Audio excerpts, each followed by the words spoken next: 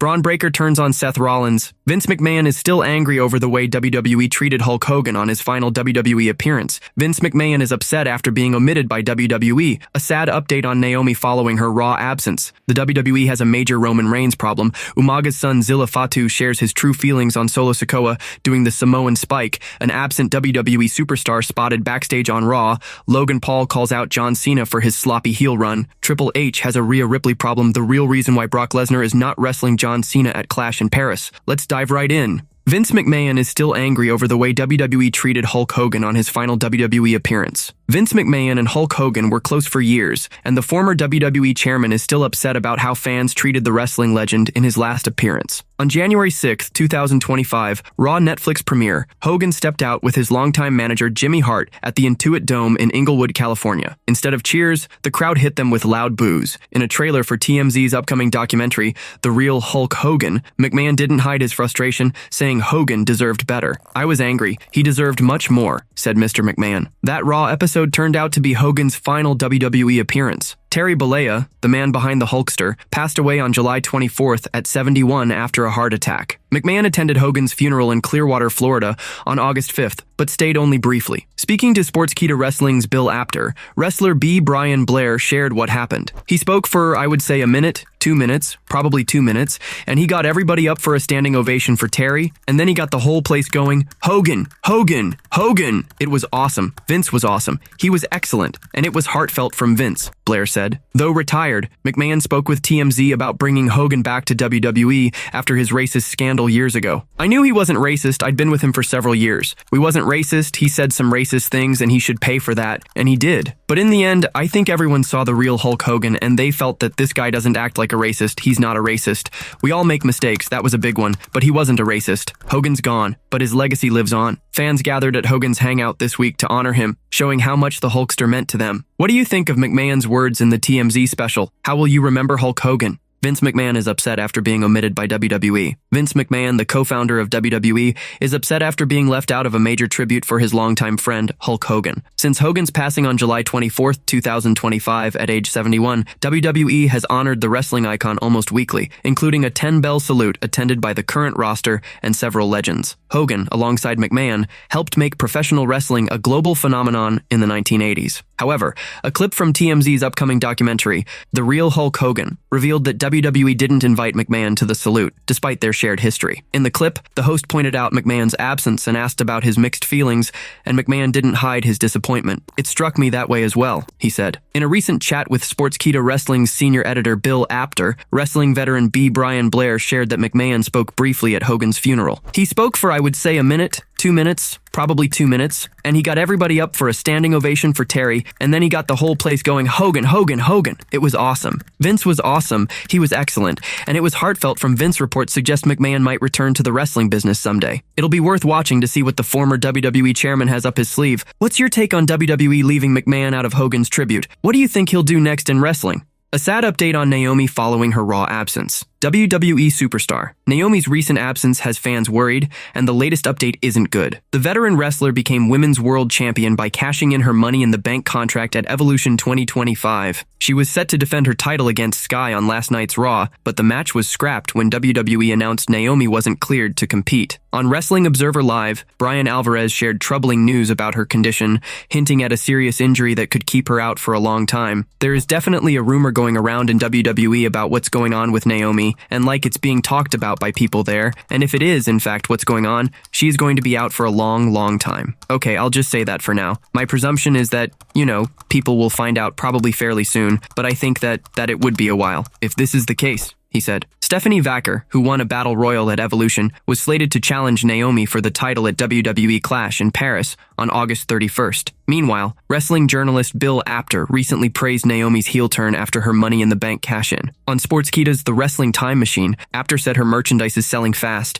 and her performance as champion has been stellar. The merchandise is probably doing well, and just that great, insane character that no one knew Sweet Naomi could bring out, she has gone way above what everybody in that company probably thought she could do, said Bill Apter. Naomi's recent rivalry with Jade Cargill wrapped up earlier this year, with Cargill beating her at WrestleMania 41. Cargill, also known as The Storm, Storm won the Queen of the Ring tournament for a shot at the WWE Women's Championship, but lost to Tiffany Stratton at SummerSlam 2025. With rumors swirling about Naomi's injury, everyone's wondering what's next for the Women's World Champion. What do you think about Naomi's situation? How will her absence impact the women's division? The WWE has a major Roman Reigns problem. Roman Reigns is a name that lights up the WWE universe. Every time the tribal chief steps into the ring, the crowd loses it, proving he's the biggest star of his era. But even with all that star power, WWE seems to have a serious issue with how they're handling him, especially for Clash in Paris 2025. At first, there was no word on whether Reigns would even be at the International Premium Live event. Then, Triple H posted a graphic featuring the original tribal chief, confirming he'd be there. Last week on Raw,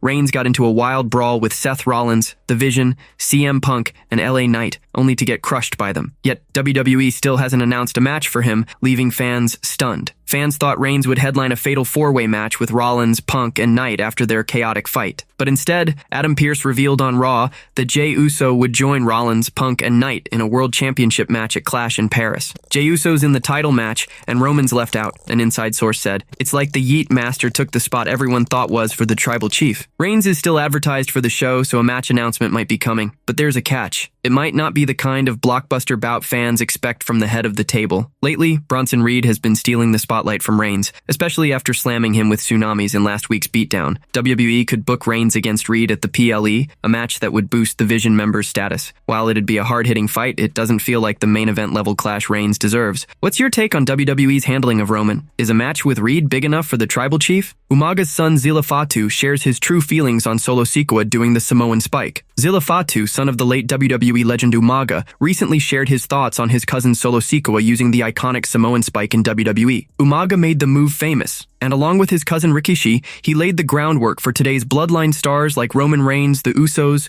Solo Sikoa, and Jacob Fatu. Zilla is now carving his own path in wrestling, making waves in Booker T's reality of wrestling, with many believing he's destined for WWE. In a recent interview on Insight with Chris Van Vliet, the host suggested WWE should have saved the Samoan Spike for Zilla, given its connection to his father. Zilla, however, had no issue with Sikoa using it, saying Triple H likely saw something special in his cousin. He also recalled a touching moment when Sikoa used the move on the anniversary of Umaga's passing, bringing back memories of his father's love. Boo laughs. CVV, I feel like they should have reserved this for you. Well, timing is everything, Use. Just like I know, that he is real big on that. So, but nah, kudos to him. Kudos to Hunter, too, for allowing that. I remember that, too. A few years ago, he did that on the day that my dad passed away, and it was on a Monday Night Raw to Matt Riddle. And when he did it, it sparked a lot of love that my dad had. Not only that, just in our family, and it felt right. And I think Hunter, he's seeing something in that, and they are where they are now, he said. On last year's Wrestle Era podcast, Zilla expressed his desire to join his bloodline family in WWE, believing Triple H's creative team could find a way to fit him into their storyline. I would love to be there with my family, but Triple H, the creative team, the whole WWE organization, they have a way to incorporate me. So whatever way they want to incorporate me into the storyline, or me doing my own thing, you just never know. So right now, I just can't call it, but I know that I'm destined to be there, though. It's unclear if WWE has plans for Zilla Fatu, but his passion and family legacy make his future one to watch. What do you think about Sikoa using the Samoan Spike? Should Zilla join the bloodline in WWE? An absent WWE superstar spotted backstage on Raw. A former champion who hasn't been seen on WWE TV for months was reportedly backstage at last night's Raw, sparking excitement. According to PW Insider, Tyler Bate, the former NXT UK champion, was at the Videotron Center in Quebec, Canada, during Monday Night Raw. The 28-year-old has been out of action since March, when he last competed on the red brand. Sources say he's sporting a fresh look, cutting his hair short to return to his classic style. Bate made his return to the ring on March 31st at the O2 Arena in London, teaming with Pete Dunne to face The New Day. Sadly, Kofi Kingston and Xavier Woods spoiled their homecoming, picking up the win. The duo, known as the New Catch Republic, also competed in the 2025 Andre the Giant Memorial Battle Royal on SmackDown before WrestleMania 41, won by Carmelo Hayes. Since then, Bate and Dunne have only wrestled a few matches on WWE Main Event, staying off Raw and SmackDown. Bate and Dunne, then called Butch, debuted on the main roster together on the January 5th, 2024 episode of SmackDown, beating Pretty Deadly in a tag team match. In a WWE video on TNT Sport, Bate shared how he learned about his main roster call-up. I found out in the same week that SmackDown was happening. I kind of heard rumblings for a while before. It seemed like the internet knew before I did as well, which is pretty funny. But things just seemed to, it was like the stars aligned, things seemed to just work out perfectly. quickly. The brawling brutes, they broke up. Butch, he was kind of left on his own, didn't really know what to do. At the perfect time when I was primed, ready for the main roster jump, he said. Reports suggest Bate and Dunn are the third and fourth stars tied to the mysterious El Grande Americano storyline on Raw. It's anyone's guess what WWE has in store for these two English talents in the coming weeks. What do you think about Tyler Bates' return? Are you excited to see him and Pete Dunne back in action? Logan Paul calls out John Cena for his sloppy heel run. John Cena flipped back to being a fan favorite just before SummerSlam, ending his months as a heel. While most fans are thrilled to see him as a babyface again, Logan Paul isn't happy at all. On the Impulsive podcast, Paul tore into Cena for bouncing between heel and hero roles. He said he was let down, both as a fan and someone who's worked with Cena. Paul loved Cena's heel turn at first, thinking it let him show his true self and still be loved. But when Cena switched back to a babyface, Paul felt he was chasing crowd approval, almost like he's going through a midlife crisis. I'm a little disappointed in Cena personally, like as a fan and as a guy who knows him, just because I saw the heel turn and I was like, all right, like welcome to the bright side. You can just be yourself and like people will accept you for that. But then the switch up back to trying to be a babyface makes me feel like he's like seeking outside validation and he's being guided by the audience instead of himself. And it feels like to me we're watching like a midlife crisis happen. Paul said teaming with Cena gave him a glimpse of the real person behind the character, and he wishes Cena would let that side shine. He thinks Cena should stop trying to please fans and just be himself. The Maverick also questioned if Cena's waffling is his own choice or if he's following orders from people like Triple H. Paul urged Cena to return to his greatest of all time self, saying he's not a fan of the path Cena's on now. Well, I'm being honest. Like, I'm serious. Like, I loved John Cena, you know? Like, we had a tag and I got to work with him a little bit and see what he was really like. And then I see him just like, I mean, bro, he's John Cena, you know? Like, I wish he would be more like me, okay? And just be himself. I think he needs to just like find yourself and stop trying to like please the crowd for your own personal validation.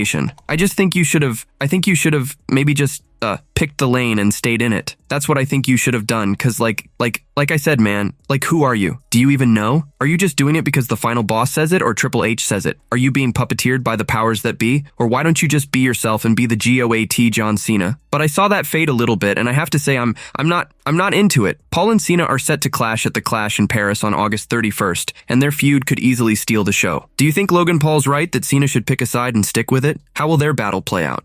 Triple H has a Rhea Ripley problem. Rhea Ripley has become one of WWE's brightest stars, shining in her main event run on Raw and staying in the title picture for 3 straight years. The company has been building a gripping feud between Ripley and Sky, focusing on Mommy's struggle to ever beat the Japanese star. The storyline is clicking with fans, keeping them hooked. But Triple H might run into trouble if he makes a big change to the former 2-time women's world champion. Talk is swirling online about Ripley possibly returning to her old heel persona. While turning her into a bad guy sounds exciting, it could mess with her role as a top babyface and the face of WWE. If Triple H flips Ripley to a heel, it might make it seem like WWE is downplaying her star power. Fans could react in unpredictable ways, cheering her instead of booing, while her babyface opponent gets jeered, which would throw off WWE's plans. With only 3 big premium live events left, Clash in Paris, Crown Jewel, Perth, and Survivor Series War Games 2025, Ripley's next steps are crucial. Crown Jewel. Perth is a homecoming for the Australian star, and her massive fan base there will likely cheer her no matter what. Turning her heel at that show could flop, as the crowd won't boo their hometown hero. They'd be crazy to make Rhea a heel in Perth, an inside source said. She's too loved there. Instead, WWE should keep Ripley a fan favorite and book her final showdown with Sky at RAC Arena on October 11th, letting the Nightmare beat the Genius of the Sky clean for the first time to wrap up their story. This is all just speculation for now, as nothing's set in stone. It'll be exciting to see what Triple H's creative team has planned for Ripley in the weeks ahead. What do you think about Ripley's direction? Should she stay a babyface and face Sky in Perth?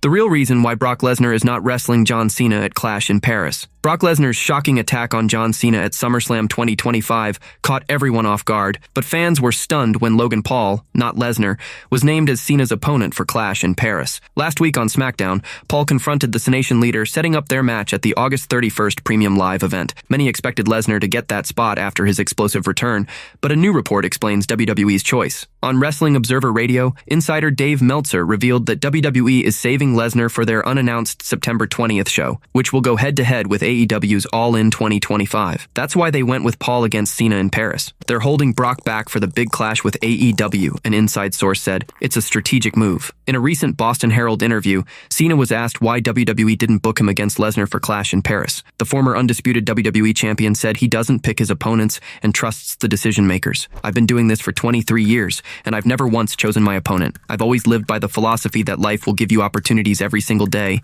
and you have to do the best you can every single day with what life gives you. So, whoever challenges me for that last match, I'm going to give it my best shot, Cena said. Lesnar hasn't appeared since his jaw-dropping SummerSlam moment, and his return stirred controversy due to his recent legal issues. It's unclear how WWE will handle that moving forward. What do you think about WWE picking Paul over Lesnar for Cena's match? Is saving the beast for September 20th the right call? Bron Breakker turns on Seth Rollins. Seth Rollins pulled off a stunning move to win the WWE World Heavyweight Championship, but trouble might be brewing. Veteran journalist Bill Apter thinks Bron Breakker, one of Rollins' allies, could soon turn against him. Breakker has been a standout in WWE, dominating NXT before hitting the main roster with a bang. While he's currently on Team Rollins, Apter sees signs that the young star is ready to step out on his own. On the latest episode of Unscripted, Apter shared his take. I think Bron Breakker will turn. I never say turn against Seth Rollins. I think that's going to be somewhere down the road. You can tell that Bron Breakker is looking to break out on his own a bit. I think they are looking at him as Paul Heyman would say, he's the future of the business. He is going to headline WrestleMania, but he has got to get out of he has got to become an individual. Apter believes Breakker's path to stardom might start with a clash against Bronson Reed to build his story before taking on Rollins. He doubled down on Unscripted, explaining further. I think there's going to be trouble with him and Bronson Reed. I think there is going to be an issue there and an issue with Seth Rollins down the road, saying to Bron Breakker, I think you are getting a little too cocky. I really think that's going to happen. Only time will tell if Apter's prediction about Breakker's betrayal comes true. What do you think about Bron turning on Rollins? Could he be the next big star to headline WrestleMania?